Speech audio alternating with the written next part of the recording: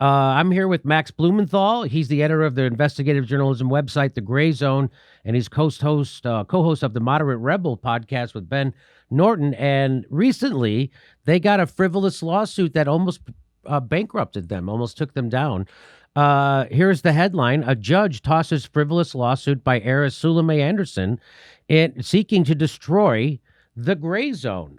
The District of Columbia Superior Court has rejected a frivolous $1 million lawsuit claiming libel, defamation, and tortuous conspiracy filed by writer Suleme Anderson against the Grayzone editor Max Blumenthal and his assistant editor Ben Norton. The judge's decision put an end to the entitled heiress 3-year-long campaign to smear and bankrupt the Grayzone with the help of a powerful D.C. lawyer closely linked to the Israeli lobby. It was a humiliating resolution to a legal assault that threatened to impose serious chilling effect on independent media and press freedom had it been successful. Suleme's suit was triggered by a May 2018 Grayzone article entitled Suleme Anderson admits her supposed Hezbollah source incredibly unreliable, which showed she published blatant misinformation, falsely alleging Iranian attacks on Israel-occupied territory that, if true, could have triggered a regional war. A clearly embarrassed Suleme retaliated against the report, which consisted primarily of her own admission that her sources were not credible, with social media tirades defaming the Grayzone as a Russian propaganda conspiracy site. Now, Max, give me the details on this. Who is she? Why did she get in your crosshairs? And tell me all about this. Your audio's off for some reason. Is his audio down? No, it's good. I was just on mute. Okay. But I barely knew who Suleme Anderson was before she started appearing out of nowhere in all of these mainstream publications, Foreign Policy, The Nation.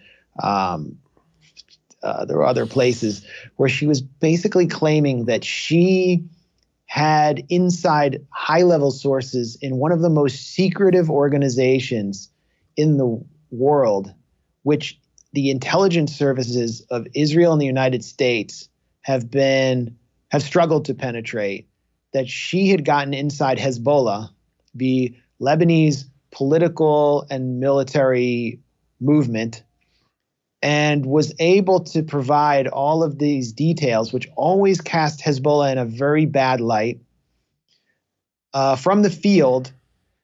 And it was obviously fake. And she was obviously being led around by a con artist fixer. And I've spent time in Lebanon. I have good connections there with journalists who live there and other people who are around the scene there and who are in the Dahia district, for example, in Beirut, which is one of the bases of Hezbollah, the Shia majority district of the city of Beirut. And they just laughed at these reports. There's no way she would have gotten this access. And they knew that there was this fixer who was basically making a lot of money with these parachute journalist dupes coming in and dropping as much as $10,000 on him to basically round up some guys to say that they're Hezbollah commanders or high-level Hezbollah figures, and then provide quotes for journalists. And of course, then they dupe the editors and make this organization look exactly like Mike Pompeo would want it to look, and provide all these military details about how they're planning to strike Israel at any moment. Basically, one night she just went on a rampage on Twitter where she said that Iran was attacking the Israeli-controlled Golan Heights. So basically, she was announcing that a regional war that could have turned into a world war had begun. And she kept going, my Hezbollah source says Iran is striking Israel, and showing footage of missiles.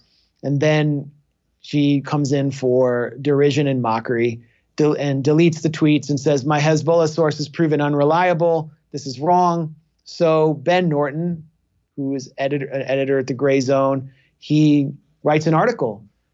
Suleme Anderson's Hezbollah source admits her Hezbollah source is unreliable. It's like the first admission on the record that all these stories are basically fake. And there's nothing legally actionable about what he wrote.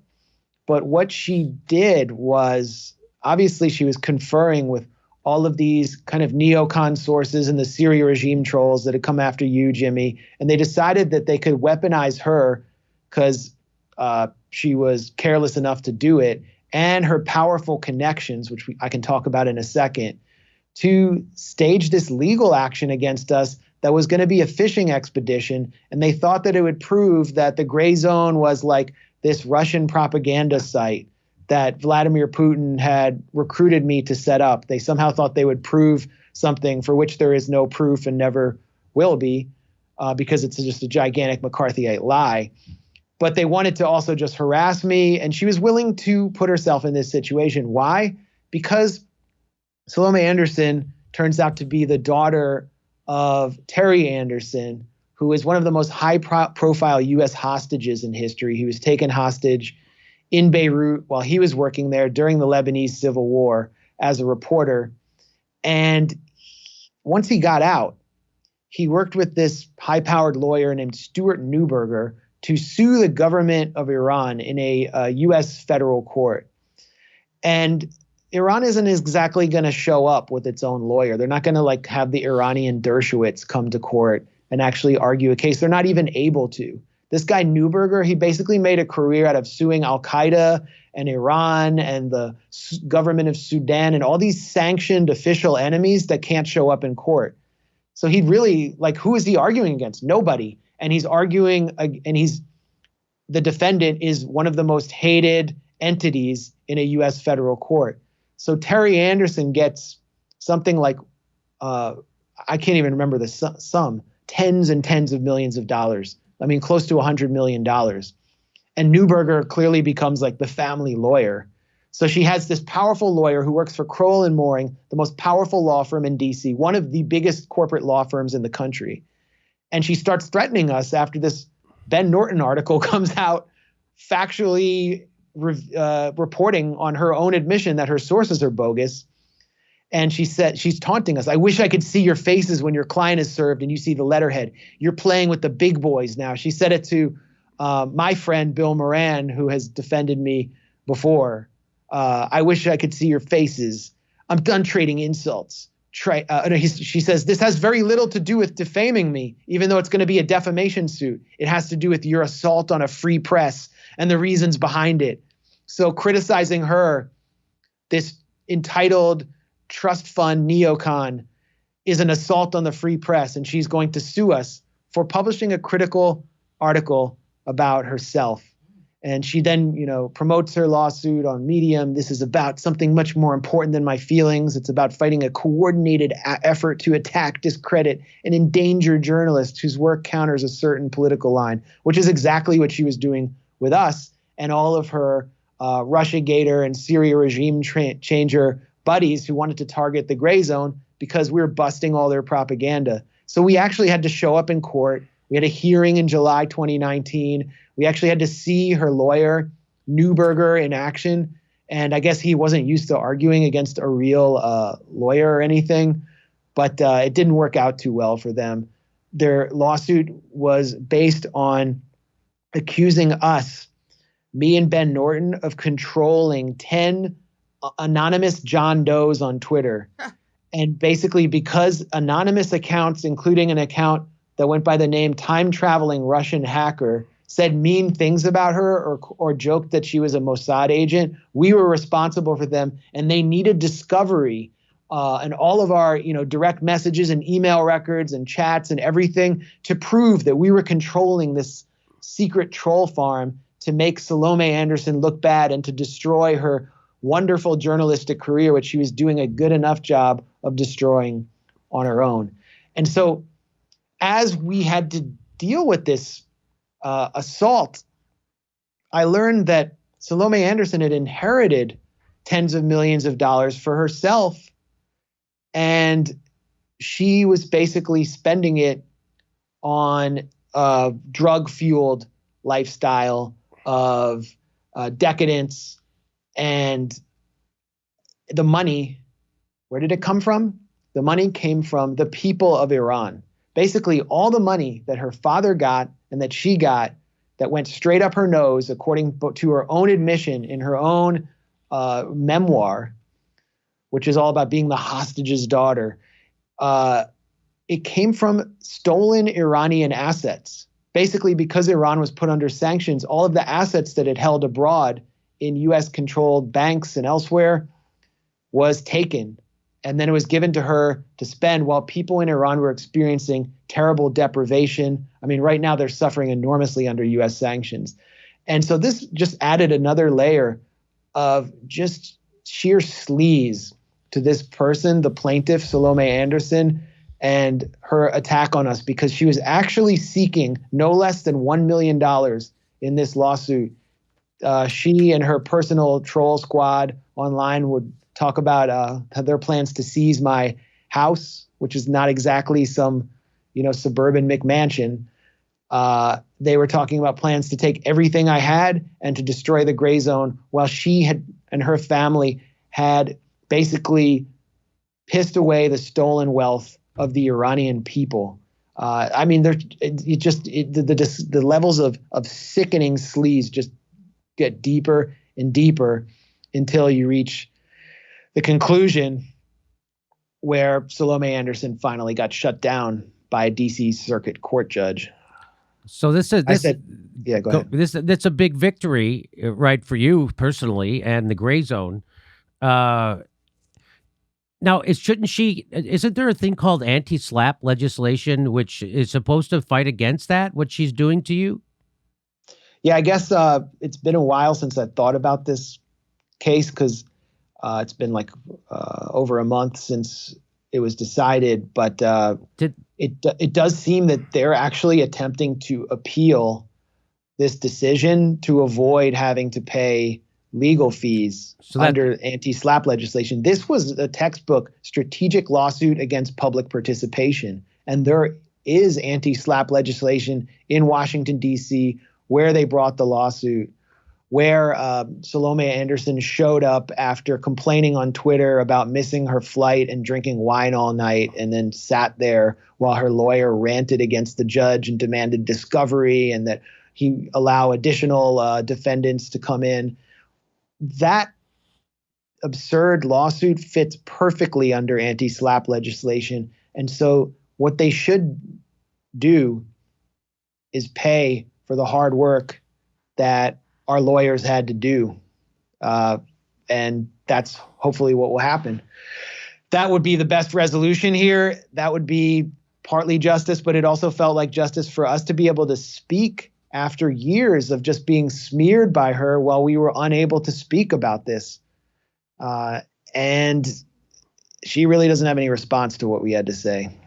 Well, she got embarrassed in court, and she's going to have to pay your legal fees. So, but this is the same crowd of people that came after you, the Danny Golds, the Oz Chatterjees, the Francesca Fiorentinis. I mean, her. I don't know if she promoted the lawsuit, but Jonathan Chait promoted the lawsuit and called us domestic extremists. He was basically suggesting we should have been prosecuted by the FBI for our political beliefs because they diverge from his repulsive neoliberalism. Jake Tapper retweeted Salome Anderson promoting the lawsuit, so he effectively endorsed it. But just a who's who of fanatical regime changers were supporting this lawsuit. And let's look at what this lawsuit would have done. This lawsuit would have ended independent media. It wouldn't have just ended the Grayzone if it succeeded. It would have ended independent media, and it would have ended social media, because anyone would be liable for anything anyone who might be seen as ideologically agreeing with them said on social media. You don't have to know them. You don't have to be commanding them to say certain things, but we were being sued for people simply because they had similar views. And if we hadn't been able to have access to a lawyer, who knows what would have happened? There would be a flood of lawsuits like this. Yeah. And it would just absolutely obliterate online media. So this was the real attack on the free press. That's right. And then she even admitted that we didn't defame her, and it has nothing to do with defamation. It was just about smearing us and trying to go on this fishing expedition. So this is a direct attack on the free press. And you have all of these journalists promoting this assault on the free press. It shows that they don't believe in anything except assaulting their own enemies. I mean, Liz Wall, promoted it. This is the lady who did the fake Russiagate stunt, resigning from RT supposedly over the annexation of Crimea, and was coordinating with neocons and thought it would make her a celebrity journalist, and she wound up becoming. She couldn't even make it to the D list. You have CJ Whirlyman, one of the biggest doofuses on Twitter. He's a big plagiarizer. That guy's he's a self-admitted plagiarizer. He's been caught many times plagiarizing. No, I think there were over 40 cases of plagiarism with him at Alternet. Yeah, and now he went from being an Islamophobic new atheist to being basically the white jihadi ally who promotes Al Qaeda and praises Turkey's military assaults inside Syria, calling it a humanitarian and righteous war. This like himbo doofus surfer is like one of the top pro Al Qaeda influencers on Twitter. It's absolutely absurd. I mean, his love for jihadist forces in Syria is so extreme that the media spokesman for Jabhat al-Nusra, which is the Syrian wing of Al Qaeda, actually personally reached out to thank him for what he was doing. And then Natasha Bertrand promoted the lawsuit. One of the greatest upwards failing Russiagate frauds of our time. I mean, she was pushing the Steele dossier left and right. She was pushing the documents, claiming that all the everything we learned about Hunter Biden in Ukraine was Russian disinformation, and she was pushing the phony Russian bounties story. And so, of course, she wanted to shut us down. You have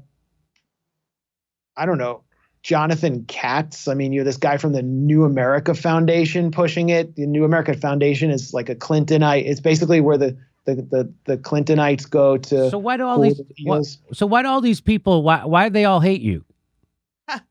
Because they all love war. They all love the State Department CIA propaganda. I mean, John Schindler, the prolific sender of unsolicited dick pics, is a former NSA spook who loves. I mean, I don't know if he got erect from revelations of mass surveillance and bulk collection or what, but this is his agenda, and we represent everything they hate. I mean, Casey Michel, this little McCarthyite, he's constantly trying to prove that everyone's a traitor to the U.S. He works with all these U.S. government-funded cutouts while calling everyone else a Russian spy. He promoted Salome Anderson's lawsuit. And this is a guy, besides being, obsessively pro-war, and these people just being a bunch of imperialist operatives, they're dumb as fuck. I mean, Casey Michel actually thought that he nailed us when he wrote, "Still have no idea who's funding that pro-Assad, pro-Kremlin, pro-Maduro Grayzone project site, but someone's running their social media operations from Nicaragua." And he thought he nailed us. He got us. He proved, showing where page management on Facebook is emanating from an IP address in Nicaragua, that the Ortega regime was managing our social media because they were secretly the ones behind the Grayzone. We're actually a Nicaraguan propaganda site. It turns out that Ben Norton lives in Managua.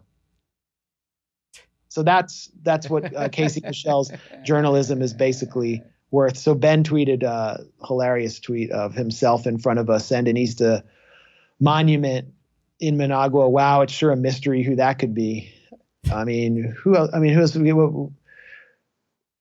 We have so many people that we named who promoted this lawsuit, but they all share in common a love for empire and a strong belief in all the regime change propaganda that we got about Syria and Russiagate. So this just goes to show you what, if you push back against the war narrative, you will have many enemies. I've experienced that here. Me, just a jagoff comedian in my garage. I was hit pieces on me by the Washington Post and the CNN, calling me a conspiracy theorist who denies the gas attacks in Syria, and called them a false flag. They were false flags. and they'll never in those reports mention the names of the OPCW whistleblowers who were on the fact-finding mission. They'll never mention those names, and they'll never mention that I was proven correct. They just leave that smear up there on Wikipedia, which is why you can't trust Wikipedia. But listen, so you guys are getting a lot of powerful enemies. Why? Because you're telling the truth. Just like I have someone like Neera Tanden wanting to get me banned from social media. Same thing, Keith Olbermann. I mean, if you tell the truth about pro-war people, they want to immediately censor you and put you out of business. That's what they want to do. Go ahead. Yeah, I mean, this was a private intelligence operation. And I noticed that before Salome Anderson announced her lawsuit, Michael Weiss, who's someone who is at least U.S. intelligence adjacent, who ran something called The Interpreter through a U.S. government propaganda organization spun out of the CIA, Radio Free Europe, who was involved in advising and doing all sorts of propaganda for the CIA-backed Syrian opposition throughout the Syrian dirty war, who was an editor at the Daily Beast. He's an editor at Coda Story, which is backed by the State Department. He's got his hands in all these kind of spook cookie jars, that he called for me to be sued, and basically, called for a journalist who I exposed as basically working with the U.S.-backed opposition in Nicaragua. He called for him and his family to sue me. He called for him to sue me to get the right of discovery to determine if the hit piece on him was done in coordination with the government whose abuses he reported on. So he's talking about the Nicaraguan government. Right. And won't that be interesting, Weiss said. So basically that tweet looks a lot like, it reminds me a lot like the strategy that Salome Anderson employed. So we were targeted with what I would consider to be a private intelligence operation. And when you actually have an effect in mobilizing people and promoting awareness about the national security state, about the empire, and having a real effect, they will try to assassinate you, but not physically. They just use character assassination and discrediting and catering to popular prejudice without actually engaging your real arguments about the Syrian gas attacks, for example, to paint you as a conspiracist, to paint you as insane, to paint you as not just a Putin supporter, but someone who is directly controlled and financed by Vladimir Putin or some other official dictator. All of these frames, and it was very, I don't know if I would say very effective, but it was potent during the Trump era because of the Russiagate narrative. And I always said, Russiagate will blow back on the left. It's going to make it so much harder for those of us on the left who are advocating just peaceful relations between powerful nuclear armed countries to not be painted as secret agents and be targeted with these McCarthyite attacks. And that happened. It happened just through this and through all the attacks you're seeing against you. And so now, Russiagate's over. So what are they going to do to us? Well, there's the Brown-Red Alliance that is secretly in league with Trump supporters and MAGA. Then there's the COVID issue. If you question the quote unquote science in any way, you're immediately removed from platforms. But having been through all of these different sagas and come out of the other side against this private intelligence operation, it's hard to believe that all of these mechanisms being imposed on social media are there to actually protect the public from misinformation. It's pretty obvious. And we should also talk about the jailing of Craig Murray. It's pretty obvious that it's there to protect the public from alternative sources of information that contravene the agenda and the imperatives of a failed imperial establishment. And Craig Murray's jailing, if you read the judge's decision, this wretched judge, in her decision, jailing Craig Murray under an obscure charge of jigsaw identification, making him the first journalist in the UK prosecuted and jailed in 50 years for anything like this. She distinguished between him as an independent citizen journalist and credentialed established media, basically corporate media or Western state media, the BBC or Sky News or whatever. So that, the Guardian. So basically, if someone from the Guardian had done what Craig Murray had done in Alex Salmon's trial, then they wouldn't have gone to jail. But Craig Murray's going to jail because there's no manager that you can call on him. You can't control him. And Craig Murray has just routinely embarrassed the British national security establishment. He's being punished for it. He's being thrown in jail. He's just had a new child. He's suffering health issues, and he's going to jail for 8 months. So they're coming for us. Yeah. And we need to band together and see what this is about. They're coming for us. There's no doubt about it. They have been coming for us. All right. And that's why Keith Olbermann said that. If he could get you push a button, get you thrown in jail, he'd do so. They are the real authoritarians. That's right. There's an authoritarian left. I saw it. I saw it with Stephen, not only Crowder, but Carlos Maz. I saw it with the Humanist Report, who considers himself a lefty, super pro censorship, super in support of TYT. These people are gross. And now we're getting visited now they're coming for us. And those are the people who will never stick their chin out to do anything, right? Those are the people who will never stick their chin out to do something controversial, like report against the war narrative in a real way, or even debunk Russiagate. Those are people who were afraid to even talk about Russiagate. Those are cowards and pussies who hide behind censorship. And it's horrible. And you're right. Keith Olbermann is now getting it out there to say I should be banned from all social media. And you heard the president's press secretary say, if you're banned from one platform, you should be banned from all of them. I also have tweets from Nara Tanden, who's in the Biden administration, saying that I'm doing vicious attacks on her and should be taken down, just like Steven Crowder. It's nuts what's going on. That's real. So there's people inside the White House targeting independent journalists, and that's happening. It's all on the basis of misinformation or disinformation. That's right. Which means that they determine what the truth is. Right. Which is the ultimate aspect, the ultimate distillation of the authoritarian mentality, is that only they know what the truth is, except the truth is constantly shifting to the point where Fauci will admit things now that were considered misinformation or dangerous 6 months ago. Yeah, or conspiracy theories, right? Like that the virus originated in a lab. You weren't even allowed to say that. You weren't allowed to say. I don't. You weren't allowed to say that. Now everyone's saying that now because U.S. intelligence and the Biden administration decided they could embarrass China by starting to stir up this conspiracy, which could ultimately blow back on them. I mean, China's now pushing the Fort Detrick conspiracy. So yeah, well, I'm just giving that as an example of how what's being allowed to be talked about is always constantly shifting. No, you couldn't talk about it. Correct. You would be considered. You would have been shut down.